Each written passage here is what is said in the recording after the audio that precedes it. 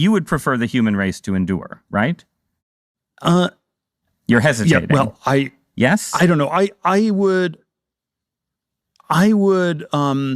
This is a long hesitation. Peter Thiel, a name you'll always hear while talking about global surveillance, J.D. Vance, and Epstein's friends. However, for most people, the rabbit hole kind of ends here. They look at clips from some of his notorious interviews and think that he's just an eccentric billionaire. However, I'm going to show you why this man is arguably the most dangerous person in America and how he's single-handedly pushing us towards the end of times. Now, I want to make one thing clear. This rabbit hole goes deeper than most people can even imagine, and there are things that you simply cannot discuss on this platform. But even the things I can share will make you question how one man can gain so much influence while saying the most unhinged things possible. And I want to start things off with the clip I showed you earlier. Now, this is from a recent interview, and I highly suggest you watch it because it truly shows just what kind of man Peter Thiel really is. For instance, after hesitating for a while, he finally said that he would like humanity to endure. Should the human race survive?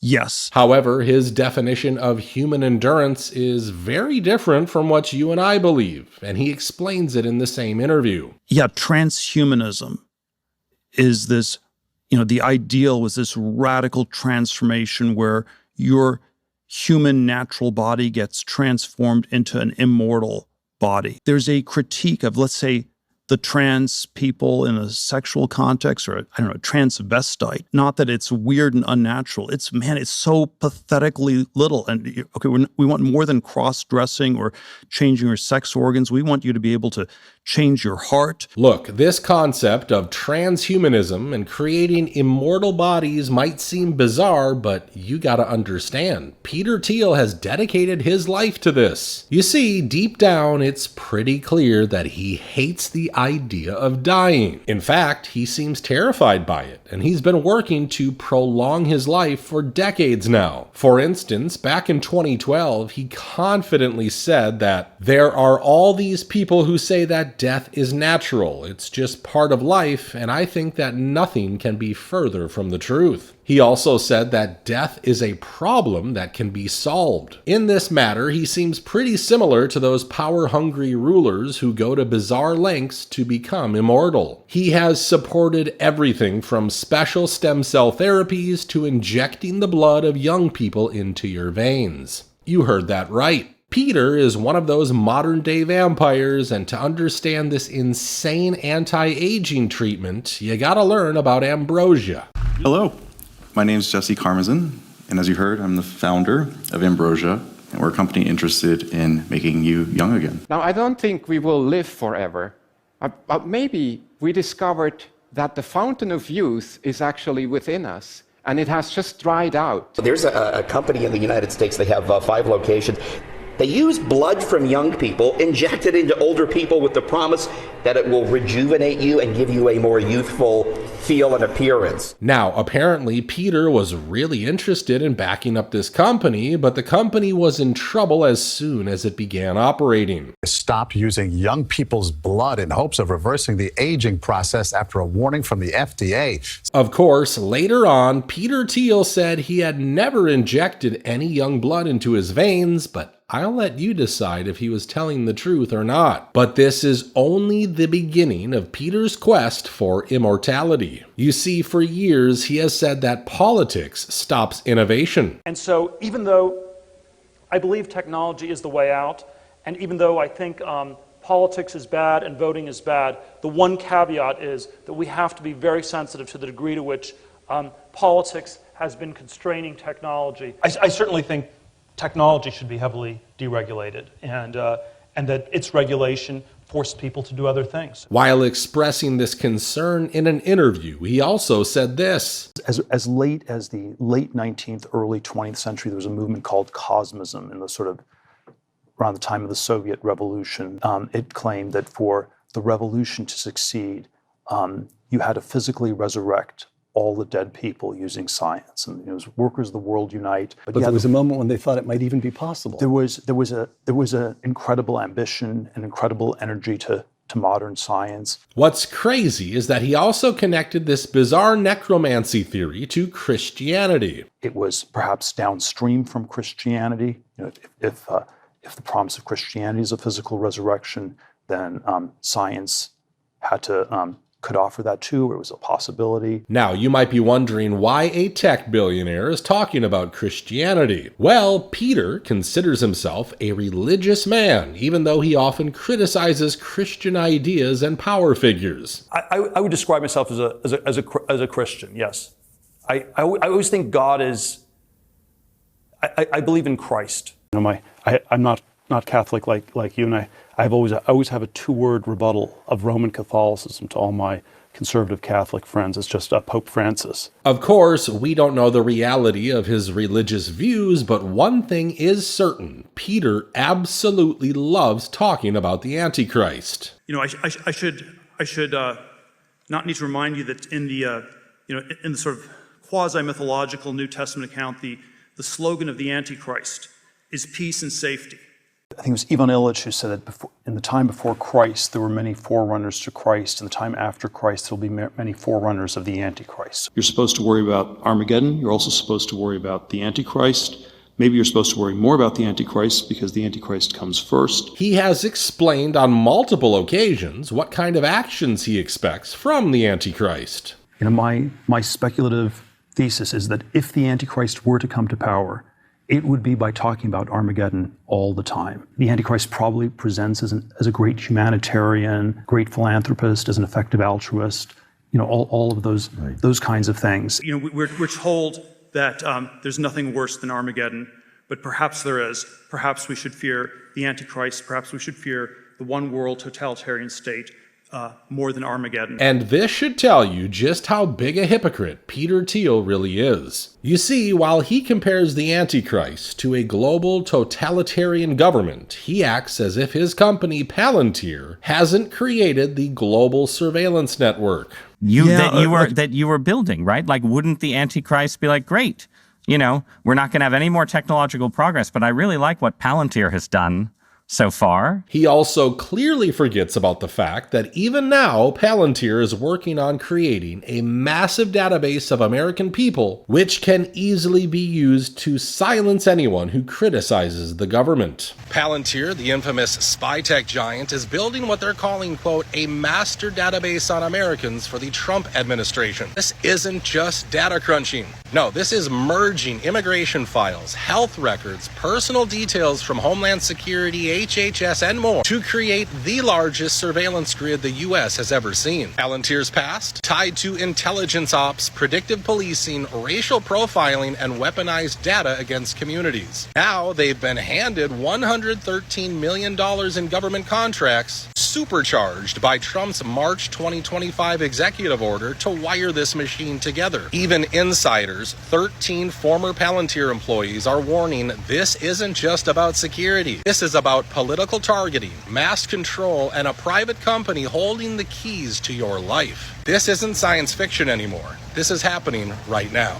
Now, of course, he also doesn't talk about AI in this conversation, even though he's openly said things like this about AGI. If we got AGI, if we got, let's say, superintelligence, that would be interesting to Mr. God, because you'd have competition for being God. People talk about AI, they focus too much on the economic question, will computers replace people, and will you lose your job? I think if you actually were able to build a generalized AI that was smarter than humans, this would be the equivalent of aliens landing on this planet. It would be like a... Instead of warning us about this technology, he's saying the Antichrist could be someone like Greta Thunberg. Well, I just have one question for Peter. Why are OpenAI founders talking about rapture and the end of the world? You know things are bad when the guy who built ChatGPT wanted to hide in a doomsday bunker to survive what's coming. Ilya Sutskever is one of the co-founders of OpenAI and literally the mastermind behind ChatGPT. But according to journalist Karen Howe's new book, Empire of AI, this dude wasn't just coding. he was planning an escape. In 2023, Sutskever reportedly wanted to build a full-on doomsday bunker for OpenAI scientists to protect them from what he called an AGI rapture.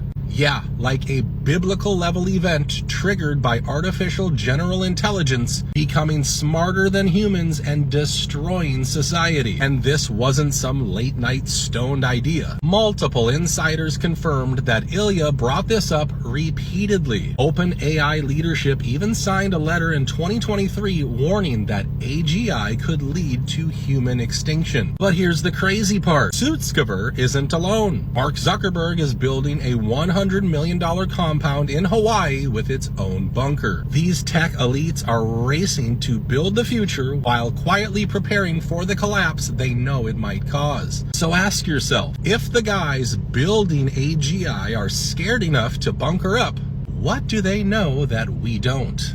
And Peter should know about this since he's been investing in OpenAI for years now. You see, the thing is that if AI goes completely rogue and starts destroying lives, these people will always have their luxurious bunkers where they can hide and inject themselves with more blood to survive the apocalypse. You and I don't have that luxury, unfortunately, so we gotta make sure to stop this madness before it gets even more out of hand. Now, since we're talking about Peter's investment, let me just show you some of the most remarkable investments he's made over the past few years. We all know that cloud seeding guy. This is Augustus DeRico. I'm the CEO and founder of Rainmaker.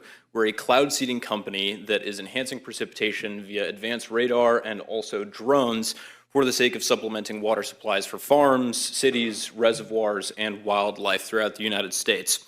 Well, allegedly, Peter was the first guy to give him any money. Then we have Palmer Luckey and his company Anduril, and they are trying to create super soldiers with AI. Uh-oh, this is huge news. Palmer Luckey, the military weapons mastermind, just locked arms with Mark Zuckerberg's Meta, the global mind control empire. And let's be clear, this isn't some flashy tech deal. This is a blueprint for domination. Military-grade systems plus mass surveillance plus total digital control. They're not building tools to improve your life. They're building a system to trap your mind, your body, your future, a world where every thought, every moment, every choice feeds straight into their machine. Peter has also heavily invested in that company. Then, of course, we have the company that made him a billionaire, Facebook. You see, Peter was the first outside investor in the social media network, and he bought 10% of the company for only $500,000 in 2004. What's crazy is that he started his own CIA-connected company, Palantir, in 2003. And I've told you before what kind of ties Facebook has to the Pentagon and DARPA. It all starts with this Wired News article from 2004, which says the Pentagon canceled its so-called LifeLog project, an ambitious effort to build a database tracking a person's entire existence. Run by DARPA, the Defense Department's research arm, LifeLog aimed to gather in a single place just about everything an individual says,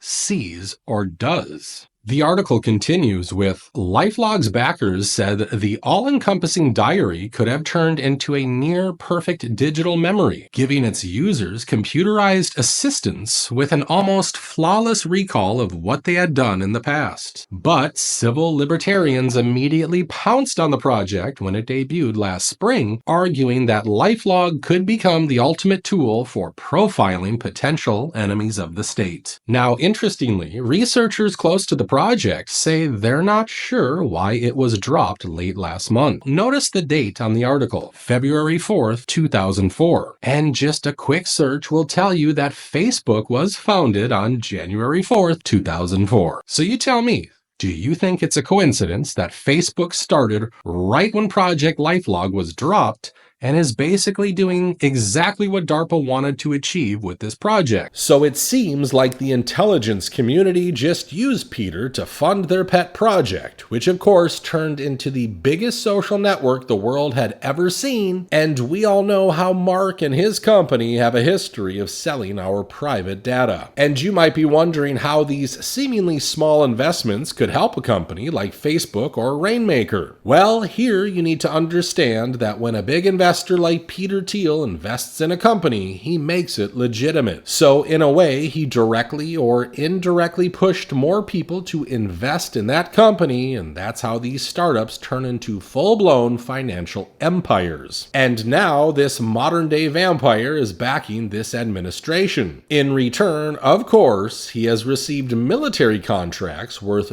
billions of dollars. Palantir stock has also gone up 540% ever since Donald Trump picked J.D. Vance to be his running mate. I wonder why the media went after Elon for getting government contracts and never questioned why Palantir is raking in so much money. Now, as you can see, the $15 million Peter Thiel donated to J.D. Vance has turned out to be the greatest investment of his life. In a lot of ways, he reminds me of Rasputin, who had insane ideas and used trickery to get influence over the Russian royal family, and we all know how that story ended. Peter is pretty much the same, and that's why I don't care who's in the White House. I don't want Peter Thiel anywhere near our government, but he's already in, and his influence is everywhere, from AI to Epstein. Now, I want to know what you guys think about Peter Thiel. Also, tell me which company or person you want me to dig into next time around. I hope you enjoyed today's video. If so, give it a like, make sure you're subscribed to the channel, and tune in for the next one.